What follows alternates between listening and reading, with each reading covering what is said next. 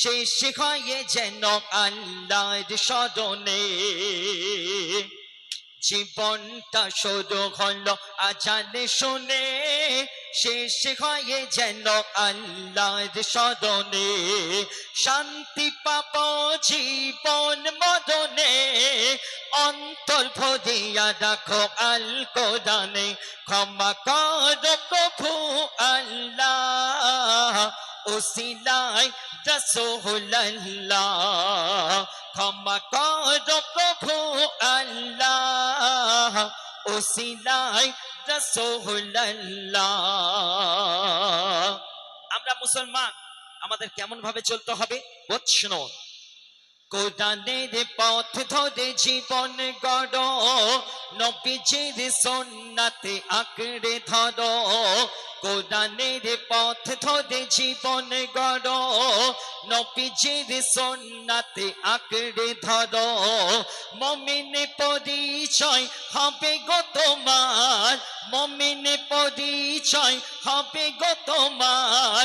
থাকিবে তুমি আল্লাহর নয়নে ক্ষমা করো প্রভু আল্লাহ ওসিলায় রাসূলুল্লাহ।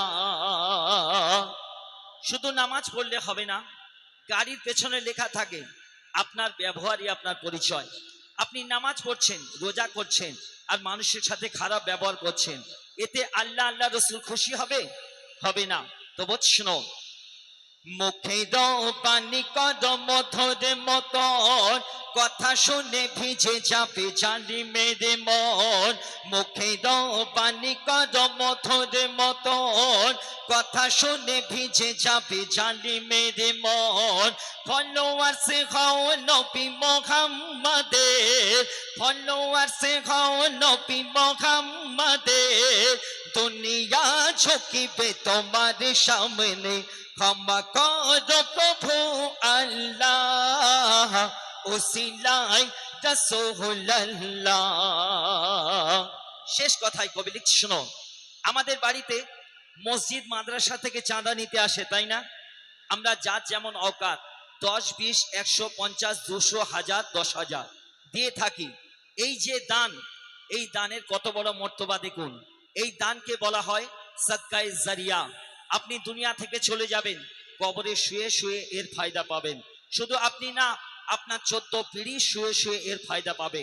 তো সেই প্রসঙ্গে শেষ কথায় কবি লিখছে, শোনো, আখিরাতে খুব কাছে দেখো স্মরণে মঈদুল ইসলাম দেখো গমনে। আখিরাতে খুব কাছে দেখো স্মরণে মঈদুল ইসলাম দেখো গমনে। কবরে ইমানি নূর ভরে যায়, কবরে ইমানি নূর ভরে যায়। সাদকায়ে জারিয়া দেখে মরিলে ক্ষমা করো প্রভু আল্লাহ ওসিলায় রাসূলুল্লাহ। জীবনটা শুরু হলো আজান শুনে শেষ হয়ে যেন আল্লাহর স্মরণে। জীবনটা শুরু হলো আজান শুনে শেষ হয়ে যেন আল্লাহর স্মরণে। শান্তি পাবো জীবন মরণে অন্তর ভরিয়া রাখো আল কোরআনে ক্ষমা করো প্রভু আল্লাহ ওসিলায় রাসূলুল্লাহ। শুনে আল্লাহর প্রশংসা, হামদে বাড়ি তালা। এবার সেই আল্লাহ বলছে যে আমার নবীকে ভালোবাসবে না সে কোনোদিন আমাকে পাবে না, পাবে না, পাবে না। এই যে কালামটা গাইব জনাব মঈদুল ইসলামের লেখা, কিছুদিন আগে ইউটিউবে এসছে, যেটা আমি এবং আমার বন্ধু আবুল কালাম রেকর্ডিং করেছিলাম।